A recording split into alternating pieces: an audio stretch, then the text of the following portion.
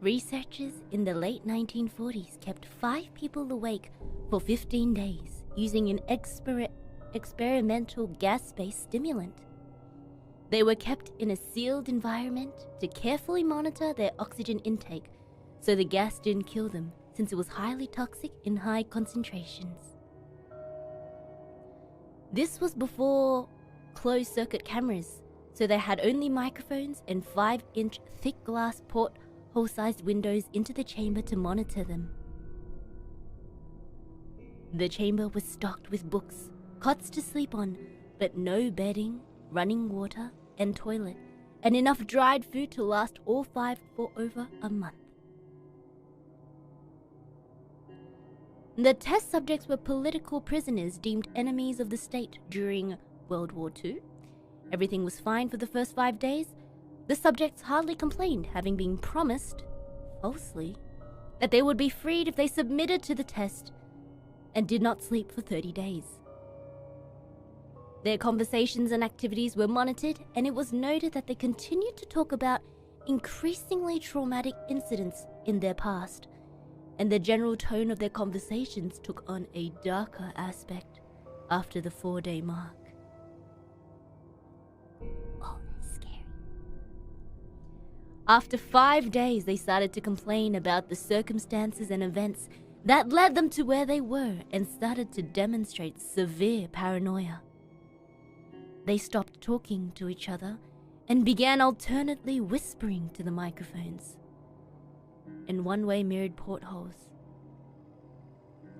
Oddly, they seemed to think they could win the trust of the experimenters by turning over their comrades, the other subjects in captivity with them. At first, the researchers suspected this was an effect of the gas itself. After 9 days, the first of them started screaming. He ran the length of the chamber, repeatedly yelling at the top of his lungs for 3 hours straight. He continued attempting to scream, but was only able to produce occasional squeaks.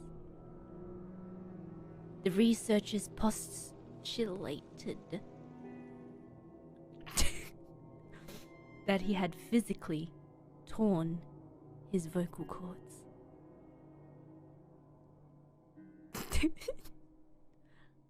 I stumbled. I'm sorry. I can't continue.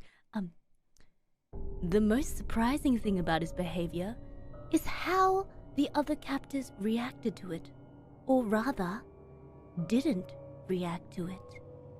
They continued whispering to the microphones until the second of the captives started to scream. The 2 non-screaming captives took the books apart, smeared page after page with their own feces, and pasted them calmly over the glass portholes. The screaming promptly stopped. So did the whispering to the microphones.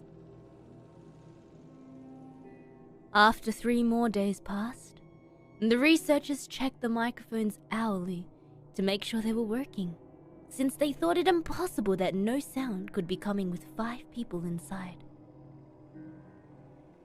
The oxygen consumption in the chamber indicated that all 5 must still be alive. In fact, it was the amount of oxygen 5 people would consume at a very heavy level of strenuous exercise. On the morning of the 14th day, the researchers did something they said they would not do to get a reaction from the captives. They used the intercom inside the chamber, hoping to provoke any response from the captives that were afraid were either dead or vegetables. They announced, We are opening the chamber to test the microphones. Step away from the door and lie flat on the floor or you will be shot. Compliance will earn one of you your immediate freedom. To their surprise, they heard a single phrase in a calm voice response.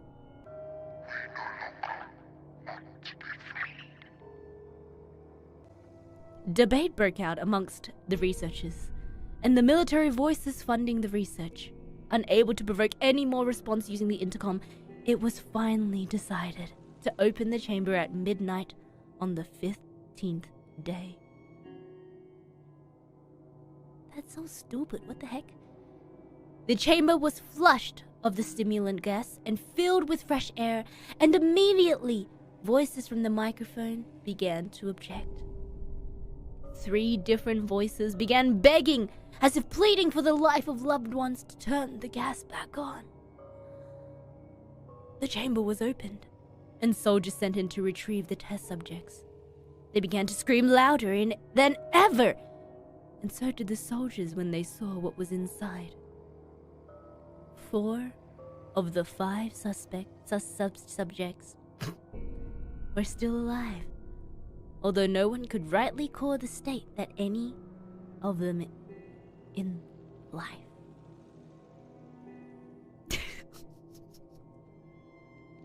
I'm sorry. The food rations past day 5 had not been so much as touched. There were chunks of meat from the dead test subject's thighs and chest stuffed into the drain into the center of the chamber, blocking the drain and allowing 4 inches of water to accumulate on the floor. Precisely how much of the water on the floor was actually blood was never determined. All 4 surviving test subjects also had large portions of muscle and skin torn away from their bodies. The destruction of flesh and exposed bone on their fingertips indicated that the wounds were inflicted by hand, not with teeth, as the researchers initially thought. Closer examination of the position and angles of the wounds indicated that most, if not all of them, were self-inflicted. The abdominal organs below the ribcage of all 4 test subjects had been removed, while the heart, lungs, and diaphragm remained in place.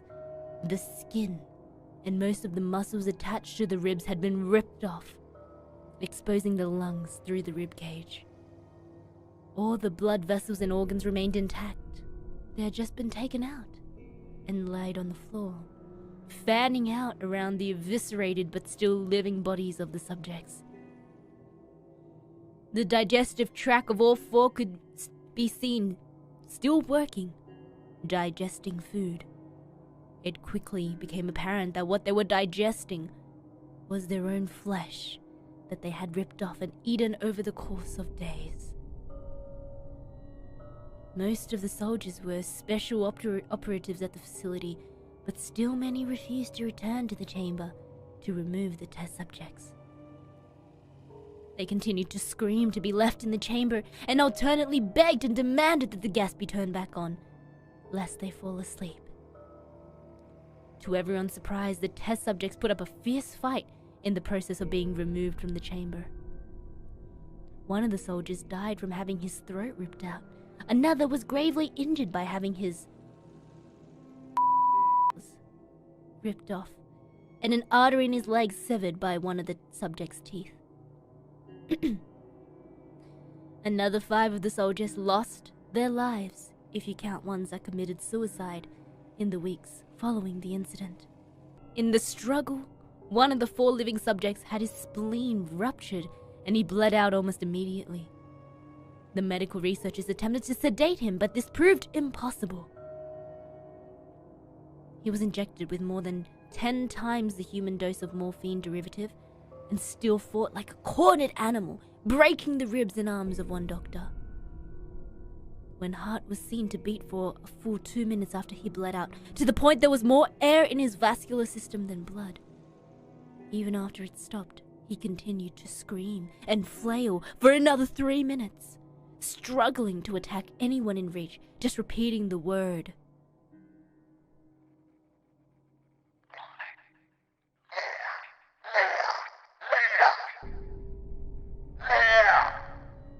Over and over, weaker and weaker, until he finally fell silent. The surviving 3 test subjects were heavily restrained and moved to a medical facility. The 2 with intact vocal cords continuously begging for the gas, demanding to be awake. The most injured of the 3 was taken to the only surgical operating room that the facility had. In the process of preparing the subject to have his organs placed back into his body, it was found he was effectively immune to the sedative that they had given him to prepare him for the surgery. He fought furiously against his restraints when the anesthetic gas was brought out to put him under. He managed to tear most of it away through a 4-inch wide leather strap on one wrist, even through the weight of a 200-pound soldier holding that wrist as well. It took only a little more anesthetic than normal to put him under, and the instant his eyelids fluttered and closed, his heart stopped. In the autopsy of the test subject that died on the operating table, it was found that his blood had tripled the normal level of oxygen.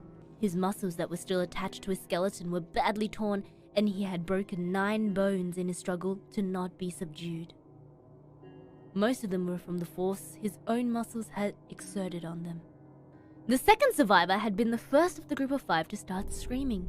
His vocal cords destroyed, he was unable to beg or object to surgery. He only reacted by shaking his head violently in disapproval when the anesthetic gas was brought near him. He shook his head yes when someone suggested, reluctantly, they try surgery without anesthetic, and did not react for the entire 6-hour procedure of replacing his abdominal organs and attempting to cover them with what remained of his skin.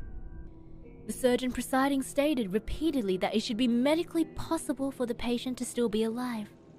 One terrified nurse assisting the surgery stated she had seen the patient's mouth curl into a smile several times whenever his eyes met hers. When the surgery ended, the subject looked at the surgeon and began to wheeze loudly, attempting to talk while struggling. Assuming this must be something of a drastic importance, the surgeon had a pen and pad fetched so the patient could write his message. It was simple. Keep cutting. The other 2 test subjects were given the same surgery, both without anesthetic as well, although they had to be injected with a paralytic for the duration of the operation. The surgeon found it impossible to perform the operation while the patients laughed continuously. Once paralyzed, the subjects in an abnormally short period of time, and they were soon trying to escape their bonds. I read that sentence wrong, hold on. Once paralyzed, the subjects could only follow the attending researchers with their eyes. The paralytic cleared their system in an abnormally short period of time, and they were soon trying to escape their bonds. Shut up, shut up, shut up, shut up. Everybody shut up. The moment they could speak, they were again asking for the stimulant gas. The researchers tried asking why they had injured themselves, why they had ripped out their own guts, and why they wanted to be given the gas again. Only one response was given. I must remain awake. All 3 subjects' restraints were reinforced, and they were placed back into the chamber, awaiting determination as to what should be done with them. The researchers, facing the wrath of their military benefactors for having failed the stated goals of their project, considered euthanizing the surviving subjects. The commanding officer saw potential and wanted to see what would happen if they were put back on the gas. The researchers strongly objected, but were overruled. In preparation for being sealed in the chamber again, the subjects were connected to a monitor and had their restraints padded for long-term confinement. To everyone's surprise, 3 stopped struggling the moment it was let slip that they were going back on the gas. It was obvious that at this point, all 3 were putting up a great struggle to stay awake. One of the subjects that could speak was humming loudly and continuously.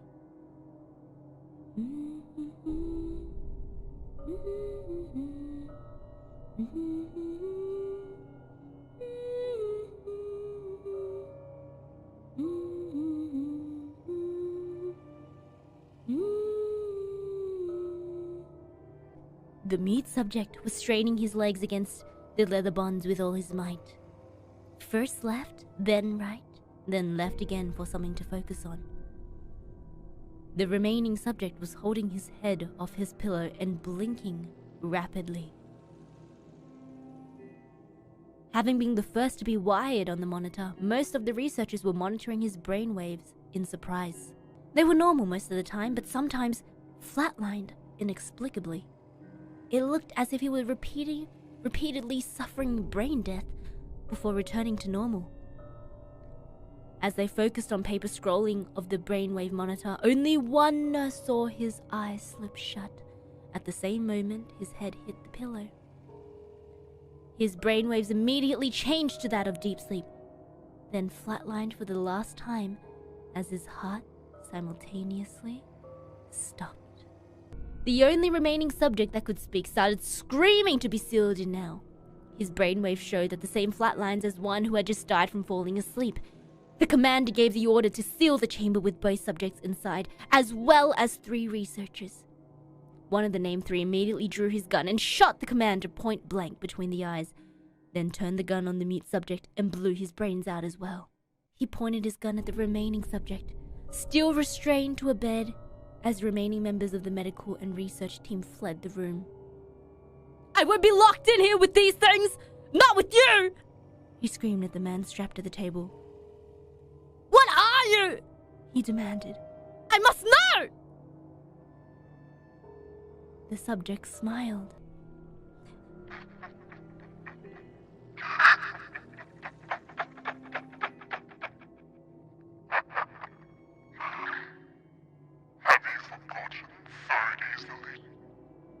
The subject asked. "We are you. We are the madness that lurks within you all, begging to be free at every moment in your deepest animal mind. We are what you hide from in your beds every night. We are what you sedate into silence and powerless when you go to the nocturnal haven where we cannot tread." The researcher paused, then aimed at the subject's heart and fired. The monitor flatlined as the subject weakly choked out.